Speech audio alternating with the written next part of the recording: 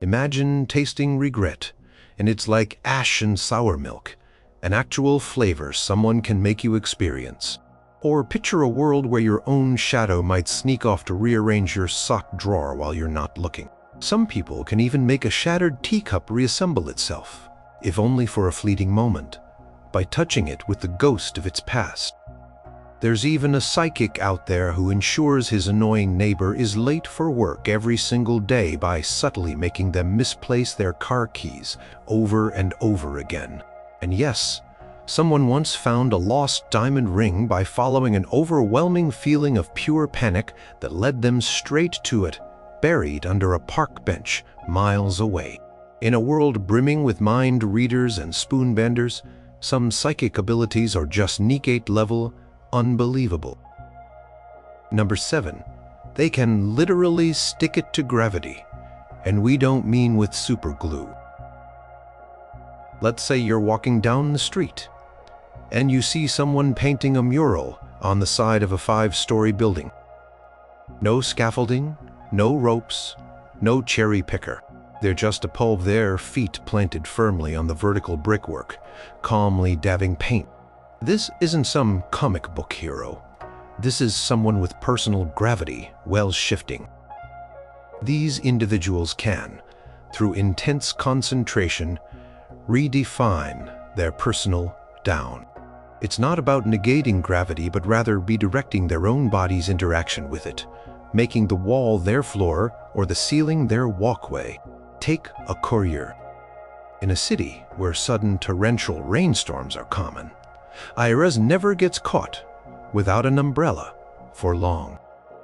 Eyewitness accounts describe him when the skies open, simply walking up the nearest wall and tucking himself under an awning or window ledge, casually checking his delivery schedule while others scramble for cover below.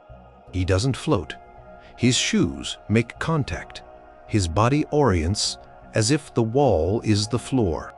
He once explained to a curious onlooker that it feels like tilting the whole world in your mind until the surface you want becomes the ground. He added that the initial learning phase involved a lot of very short, very sudden falls onto soft mats, a testament to the precision required. It's a physically demanding skill, even if it looks effortless from a distance. Then there's Mara, a search and rescue specialist, whose abilities have been documented in several post-disaster reports. In the aftermath of an earthquake, with buildings unstable and stairwells collapsed, Mara's power became invaluable. She was observed moving across ceilings with unsettling ease, traversing sheer drops by walking down walls as if they were gentle slopes, reaching survivors in places no one else could. She described the sensation not as weightlessness, which might imply a lack of control, but as an intense, focused adherence, like her boots were momentarily fused to the surface. One declassified report mentioned her rooting herself to a shifting floor by increasing her personal gravitational bond to it, allowing her to act as a human anchor point while her team pulled someone from debris. The report noted her vitals showed extreme physical exertion during these feats, comparable to a powerlifter's maximum effort, highlighting the unseen strain. The limitations are quite specific and prevent this from becoming true, unhindered flight. It's an entirely personal field. They can't extend it to objects they aren't in direct, firm contact with. A shifter named Carlos, known for his daring urban explorations, tried to carry his injured dog up a sheer wall after a fall in a derelict factory. He managed it, but later said it was like trying to walk on a high wire in a hurricane while carrying a struggling bear. The dog, unaffected by Carlos's shift, was still fully subject to normal gravity, making it a dead weight that Carlos had to fight against with every step, the muscles in his arms and legs screaming in protest. Both he and the dog were reportedly quite shaken and disoriented afterwards. Another common issue is gravitational readjustment, sickness, a kind of severe vertigo and nausea that can occur if they shift their personal gravity too rapidly or maintain an unusual orientation for too long. New shifters often struggle with this, sometimes spending their early training days more sick than vertical. There's also the constant mental effort. Lose focus for even a second. A sudden noise, a distracting thought, and normal physics reasserts itself with a vengeance. One practitioner, an elderly gentleman named Arthur, who used his ability to garden on his rooftop by walking up his apartment building's exterior wall each morning, once sneezed while tending his prized roses. He found himself abruptly dangling from the gutter by his fingertips, his serene gardening moment turning into a fight for survival, saved only by decades of quick reflexes and a surprisingly strong grip. In a world used to telepaths scanning thoughts or telekinetics nudging objects from afar, seeing someone casually defy gravity with such physical aplomb is still a head-turner. It's not flashy in the way pyrokinesis or overt levitation might be, but it's a profound, almost stubborn alteration of a fundamental constant, all contained within one person's focused will and physical endurance. It's the ultimate party trick for some, a lifesaver in emergencies for others, and a constant tiring mental and physical exercise for those who wield it, proving that sometimes the most unbelievable powers are the ones that let you simply choose where you stand. Number 6. Their brain is a GPS for lost socks and diamond rings, and the signal gets stronger with desperation. We've all lost something important. Keys just before rushing out the door, a phone that seems to have vanished into thin air, that one specific earring from a favorite pair. Now, imagine there's someone who can find almost anything that's considered lost by its owner, just by having touched it once. These aren't your average clairvoyants, peering into the ether for hazy images. These are the cartographers of lost things. Their ability isn't visual. They don't see the object's location in their mind's eye, nor do they receive cryptic messages. Instead, they develop an incredibly powerful intuitive sense of direction and distance to it, a mental pull, like an invisible string leading them to what's been misplaced. A well-documented case involves a woman named Priya, who carved out a niche specializing in locating lost pets. Her methodology was simple. She would meet the pet and owner, spend a few moments petting the animal, establishing that crucial physical contact. If the pet later went missing, Priya could feel a distinct tugging sensation in her core. She described it as a compass needle in my chest, constantly pointing, sometimes gently, sometimes with real force. The more distressed the owner, the stronger and more insistent the pull. She once tracked a lost beagle named Buster for 3 grueling days, through pouring rain and dense unfamiliar woodland, guided solely by this internal compass that grew more frantic, as she put it, the longer Buster was missing, and the more his family worried. When she finally found Buster, cold, scared but safe, huddled under a fallen log, she said the tugging instantly vanished, replaced by a profound sense of calm and relief that mirrored the owner's. Truly unbelievable part, the aspect that sets this ability apart from simple dowsing or intuition, is how the owner's emotional state directly amplifies the cartographer's signal. Take Leo, a quiet, unassuming man who makes a modest living finding valuable lost items for a finder's fee. He once located a stolen, antique pocket watch, a family heirloom. The initial pull was weak, almost imperceptible, because the owner, a wealthy collector, was more annoyed by the inconvenience in the paperwork than truly distressed by the loss. But when the insurance company started asking difficult questions and the collector began to genuinely fear its permanent loss, imagining it melted down or sold overseas, Leo reported the signal flared up like a beacon, becoming an almost painful pressure in his sternum, leading him directly to a small, cluttered pawn shop 2 cities away where the watch lay hidden in a drawer.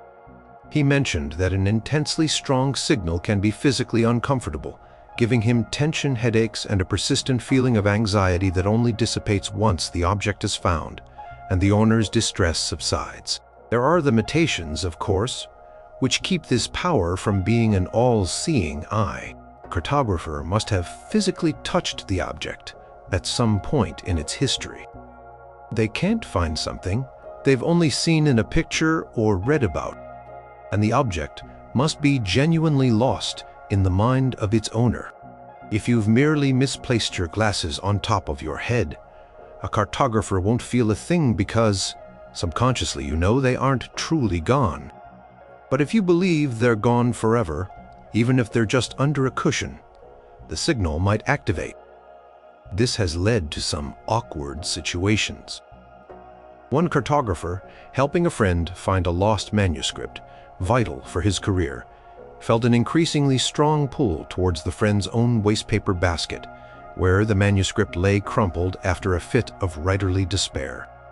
The friend hadn't consciously registered it as lost, but as discarded, yet his subconscious despair and the professional consequences of its absence apparently triggered the ability, much to his embarrassment. This power isn't about seeing the future or moving things with your mind. It's a deep, almost empathic connection to the concept of lostness itself, amplified by the intensity of human emotion. It's a quiet superpower, often operating in the background of everyday life, reuniting people with cherished possessions, solving minor mysteries, or sometimes just their misplaced car keys on a frantic Monday morning when the desperation signal is surprisingly and universally strong. Number 5. They feel what your lonely park bench feels and can make you feel it too. Psychometry. The ability to touch an object and glean impressions of its history or its previous owners is a fairly well-documented psychic skill in this world. You touch an old locket, you might see a glimpse of the woman who wore it. But empathic object mimicry is a whole different and, frankly, much weirder ballpark. These individuals don't just see an object's past. They feel its residual emotional state or its experiential essence. And the truly unbelievable part, they can project these object-specific feelings onto other people nearby. Consider Anya, who first discovered her ability as a child in her grandfather's dusty antique shop. Touching an old, worn rocking chair, she wasn't flooded with images of its previous owners, but with an overwhelming sensation of contented stillness and the phantom feeling of gentle, rhythmic rocking. Later, in a city museum, she tentatively touched a shattered medieval sword displayed in a glass case and was nearly overcome by a feeling of abrupt, violent purpose and cold, shocking impact. It's not human emotion she's sensing, not in the way an empathy reads people. Instead, it's a kind of analogous feeling intrinsically tied to the object's primary use, its significant historical moments, or even its current state of repair. A discarded broken toy in a landfill might radiate an almost palpable aura of confusion and neglect. A well-tended garden spade, used season after season, might feel eager and satisfied after a day's work in the soil. Projection aspect is where things get truly strange and can lead to very peculiar social dynamics. Anya once worked briefly as a museum consultant, though her tenure was short, lived for reasons that soon became apparent.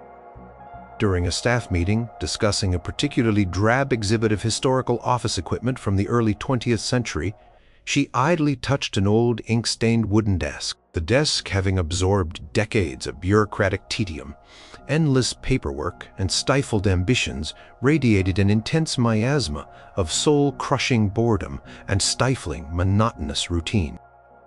Without meaning to, Anya projected this. Suddenly, the entire normally dynamic and enthusiastic curatorial team slumped in their chairs, their brainstorming session grinding to a halt, overcome by a shared, inexplicable wave of profound ennui and a sudden disinterest in staplers. The effect wore off after she removed her hand, and the connection broke leaving everyone bewildered and vaguely depressed, with no idea why their creative spark had just fizzled out.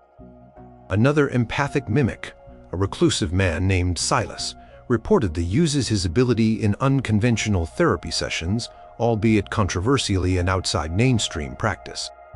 He claims to help people connect with unresolved feelings by having them interact with objects associated with their past, then subtly projecting the object's essence. In one reported session, he had a client hold a childhood teddy bear, one that had been kept in pristine condition. Silas then channeled the bear's residual feeling of being unconditionally loved and squeezed tightly with affection into the client, purportedly helping them access buried positive emotions and memories of comfort. However, there are also less glowing accounts of him accidentally, or some say carelessly, projecting less pleasant object emotions. One story tells of him touching a dented, rusty toolbox, found at a flea market during a group setting, causing everyone nearby to suddenly feel an echo of the toolbox frustration from years of misuse and the jolting impacts of being frequently dropped. This isn't about mind control in the traditional psychic sense. The projected feelings are fleeting and often confusing to those experiencing them, as they lack personal context. It's more like a sudden, inexplicable, emotional weather front passing through a room. The mimics themselves often describe feeling a constant, low hum of these object emotions, making crowded antique stores, junkyards, or even old houses overwhelming sensory experiences if they don't actively shield themselves. They learn to filter. But strong emotions from particularly storied or traumatized objects can still break through unbidden. It's a unique form of empathy, one that extends beyond the living, offering a bizarre, silent commentary from the world of inanimate things that surrounds us, reminding us that everything might just carry a whisper of its own story. Number 4. They can tie your shoelaces together from across the room with the power of bad luck. Forget grand telekinetic gestures that can hurl cars, or reality-bending powers that reshape landscapes.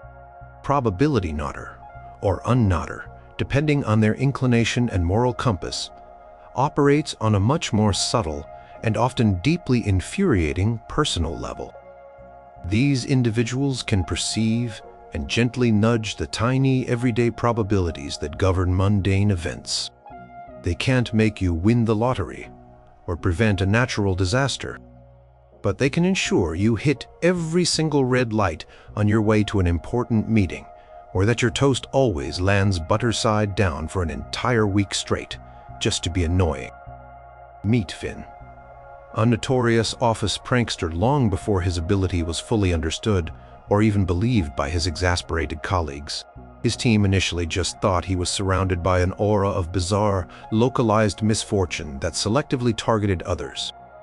Pens would inexplicably run out of ink during crucial signatures, but only for specific people. Coffee would always spill if a certain overly confident manager was carrying it across the open-plan office.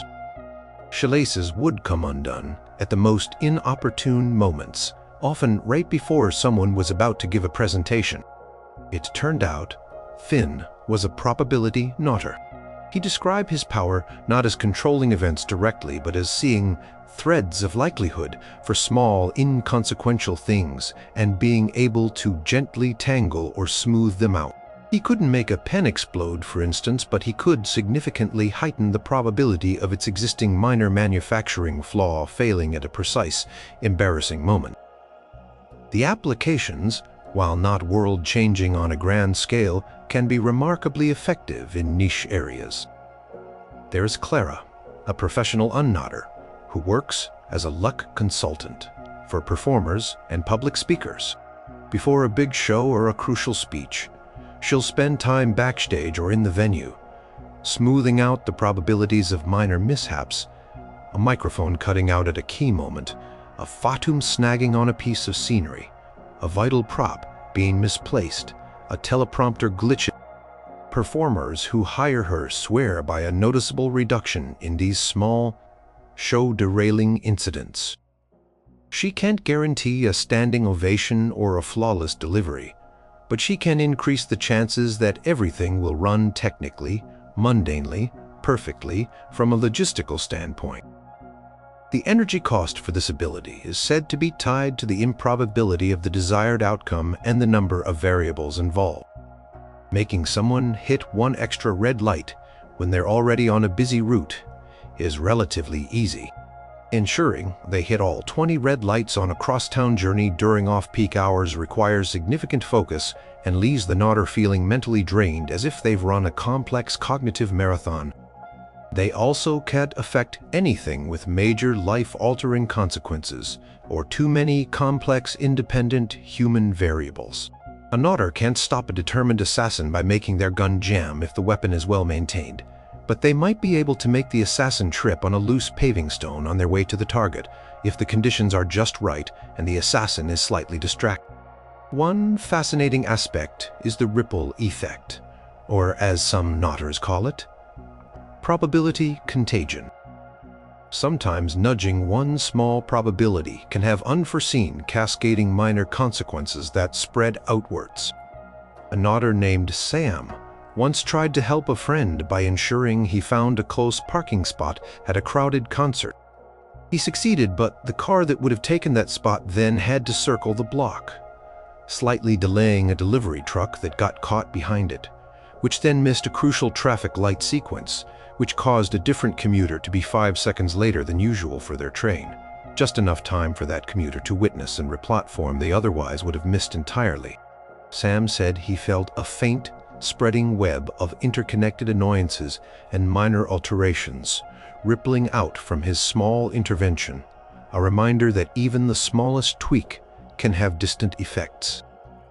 Probability todders aren't bending spoons or reading minds. They are the subtle manipulators of everyday fortune, the unseen architects of minor coincidences and petty annoyances, proving that sometimes the most unbelievable power is the one that can make your shoelaces mysteriously untie themselves right when you're about to step on stage, or, alternatively, ensure they stay perfectly tied through a marathon.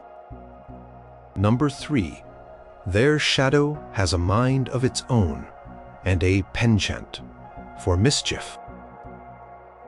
In a world where many psychic abilities are internal, like telepathy, or project invisible forces, like telekinesis, the sentient shadow puppeteer presents a uniquely visual and often startling phenomenon. Their shadow is not merely a passive absence of light, a dark shape mimicking their movements. It possesses a rudimentary independent sentience and can, to a limited extent, detach and interact with the world. Think Peter Pan and his wayward shadow, but with less dramatic sewing involved and more petty theft of office supplies or playful pranks. Chloe, a graphic designer working late nights in a dimly lit studio, first noticed something was amiss when her favorite drawing pencils kept disappearing from her desk, only to reappear in odd places, balanced precariously on top of her monitor, tucked into her potted plant, or lined up neatly inside her empty coffee mug. Then she saw it, her own shadow, darker and more defined than it should be in the ambient office light, stealthily sliding one of her expensive art pens off the desk with an inky two-dimensional tendril before attempting to hide it under a stack of papers. Her shadow, which she affectionately, and sometimes exasperatedly, named Syl, seemed to have the approximate intelligence and mischievousness of a curious, slightly bored cat. Syl and shadows like it can't become fully solid or physically harm anyone. Their interactions are limited to things a normal shadow could touch or obscure. They can slide under doors if there's a sufficient gap, stretch and distort their shape in fascinating ways, and briefly hold or manipulate very light objects by enveloping them in their darkness. Witnesses have reported seeing these shadows manipulate light switches, if the switch itself is in a dim area or shadow, turn pages in a book left open in a shadowy corner of a room, or even engage in spontaneous shadow puppeteer is otherwise engaged in a competier is otherwise, indamingly of their own volition, while the puppeteer is otherwise. The detachment has its limits. The shadow can usually only stray a few dozen feet from its owner, and becomes fainter, more diffuse, and less capable the further it goes or the brighter the ambient light.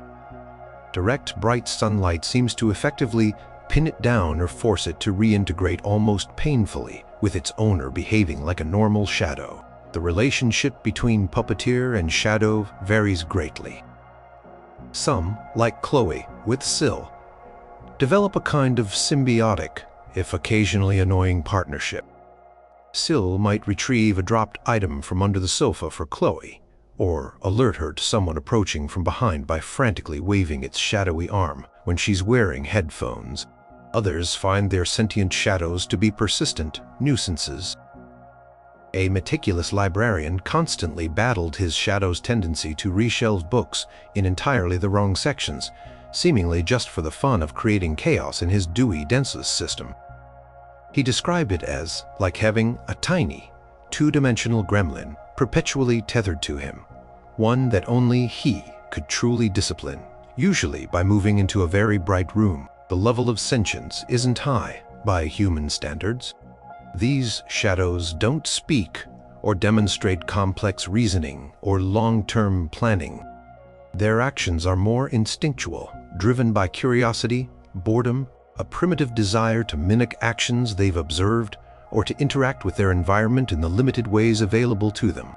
One researcher observing a young puppeteer noted their shadow attempting to shake hands with other people's normal, non-sentient shadows, displaying a sort of puzzlement when they didn't reciprocate.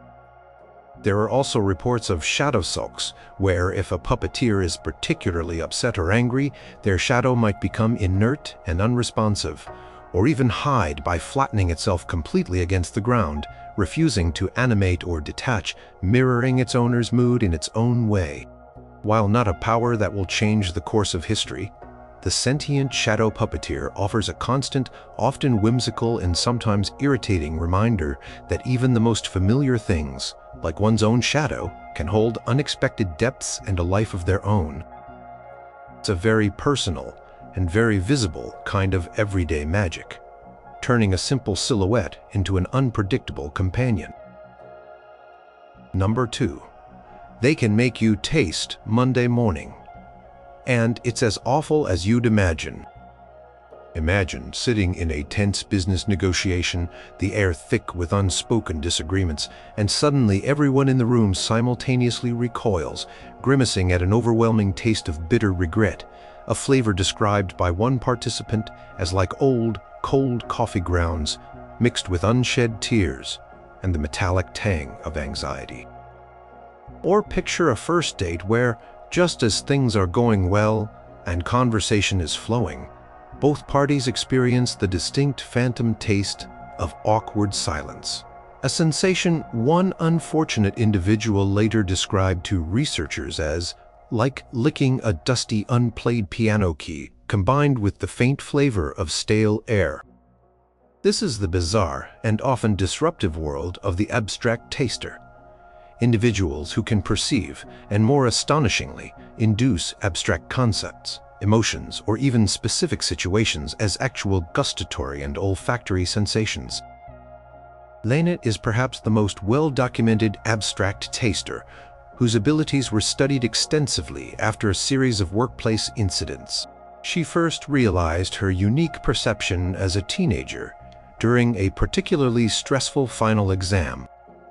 Overwhelmed by anxiety, she suddenly tasted pure panic, a sharp, acrid, metallic flavor that seared her tongue, accompanied by the phantom smell of burnt electrical wires. Over time, she discovered that strong emotions in others, or even abstract ideas she focused on intently, could manifest as distinct, often bizarre tastes and smells perceptible only to her, initially.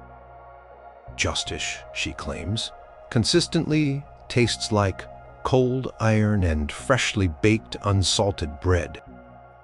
Betrayal has the lingering flavor of rotten fruit and briny tears. Tuesday, for reasons she can't articulate consistently, tastes like damp cardboard, and faint disappointment. Truly unbelievable part is her ability, and that of other abstract tasters, to project these conceptual flavors onto those in their immediate vicinity. Not a telepathic suggestion making people think they taste something. They genuinely experience the taste, often with physical reactions like coughing or reaching for water. Lena once worked in a customer service call center, a job known for its high stress levels. During a particularly frustrating call with an irate customer who was yelling incessantly, she unintentionally projected her own overwhelming feeling of helpless frustration, which, for her, tasted like overstewed cabbage combined with the buzzing sensation of static electricity on the tongue. Customer, mid-rant, suddenly paused, coughed violently, and asked if there was some kind of chemical leak in the building, complaining of a horrible, unidentifiable taste in his mouth. The call ended rather abruptly, with the customer hanging up in confusion. This ability isn't always voluntary, especially in its early stages or for less experienced tasters. Strong ambient emotions in a crowd or potent conceptual environments, like a courtroom during the reading of a verdict, a political rally, or even a library during finals week, can flood the taster with unsolicited and often unpleasant flavors. Some learn to build mental palate cleansers or meditative techniques to shield themselves, while others simply avoid situations known to be thick with abstract energies. The induced tastes are temporary, fading once the taster stops focusing. Their emotional state shifts, or they move away from the affected individuals, but they can be incredibly distracting and viscerally real while they last. One abstract taster, a talented chef, once tried to use his ability to enhance his dishes by projecting the taste of comfort or excitement alongside the food he served. While some adventurous patrons found it novel, most found the experience disorienting, as the conceptual taste often clashed bizarrely with the actual flavors of the food. Imagine eating a delicate lemon tart that also tastes faintly of childhood nostalgia, which one taster described as warm milk, old paper, and a hint of lavender. There are even ongoing attempts by psychic research institutes to catalog these abstract flavors, though it's a highly subjective and challenging endeavor. What one taster perceives as joy, e.g., like sunshine on ripe peaches with a hint of cinnamon, another might experience differently, perhaps, as effervescent honey and a cool breeze. However, the induced taste in others seems to be relatively consistent with what the specific taster intends to project from their own conceptual flavor library. If Lena wants you to taste bureaucracy, which she says is stale paper, weak, lukewarm coffee, and the dust of forgotten files, that's likely what you'll get, much to your dismay. It's a superpower that redefines sensory experience, turning ideas into flavors, emotions into scents, and occasionally making an entire room wonder why everything suddenly inexplicably tastes like a looming deadline. Number 1. They can rewind a wilting flower to full bloom, but only for a moment.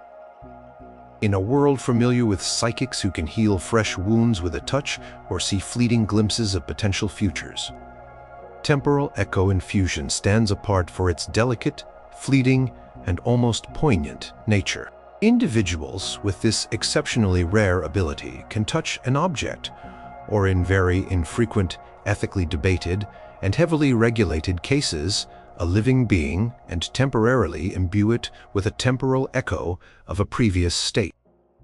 They can't truly reverse time or alter the past in any permanent way, but they can make a moment from that past briefly, tangibly resonate in the present, like a ghost made momentarily solid.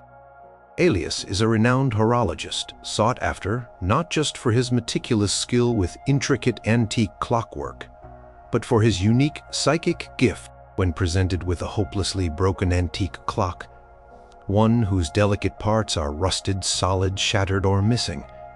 Alias can touch it and, for a few precious minutes, make it appear and function as it did in its prime. The rust vanishes like mist. The broken gears seem whole and intricately meshed. The silent hand sweeps smoothly around the dial, sometimes even chiming out forgotten melodies, not heard for centuries. It's not a permanent repair. Once Elias removes his touch, or his deep concentration wanes, the clock stutters, the illusion flickers, and it reverts to its broken, silent state, the echo fading like a beautiful dream upon waking.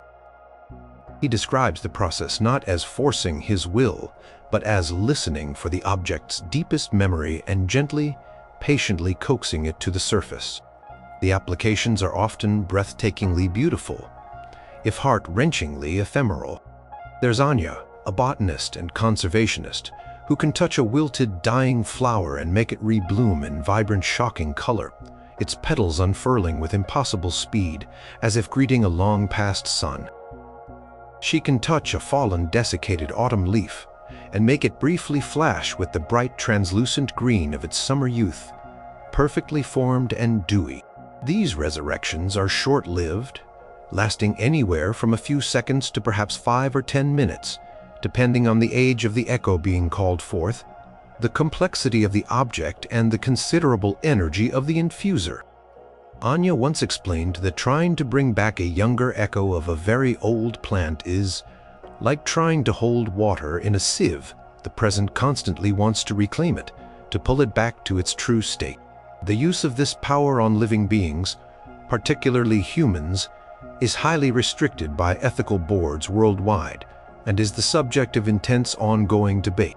Scant, often anecdotal reports exist of highly skilled healers using a very refined and controlled version to briefly alleviate the symptoms of degenerative diseases, allowing a patient to experience a precious moment of their former health, a brief respite from chronic pain, a fleeting return of lost strength.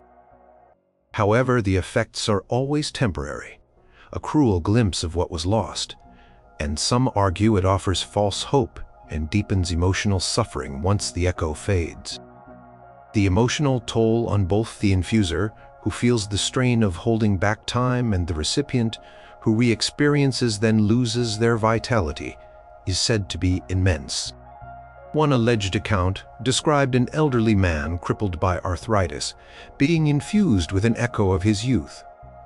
He reportedly danced with his wife for 3 glorious minutes, vibrant and strong, before the echo faded, leaving him, his wife, and everyone who witnessed it profoundly moved and deeply saddened by the beauty and the loss. The limitations are significant and absolute. The infuser cannot change the past, only briefly superimpose a ghost of it onto the present moment. The object, or being, must have had that previous state. They can't make a simple rock sprout flowers unless it was, somehow, once a plant or contained the seed of one. The energy required is considerable, often leaving the infuser deeply exhausted, sometimes for days, especially when working with complex objects or living organisms which resist the imposition of a past state more strongly. There are also rare unsettling stories of echo corruption, where the infuser, if distracted or if the object's history is too fragmented, might accidentally pull forth a distorted or incomplete echo, resulting in bizarre and unsettling manifestations: a clock chiming backwards or with discordant notes, a flower blooming in unnatural, shifting colors, or a face moaning. Temporal echo infusion isn't about grand temporal manipulation or changing destinies. It's a subtle, profoundly intimate art, a way of touching the very memory of time itself, allowing for fleeting moments where the past isn't just remembered, but briefly, beautifully, heartbreakingly relived. It's a power that highlights the intense beauty of what was even as it pursues the unyielding, inevitable truth of what is.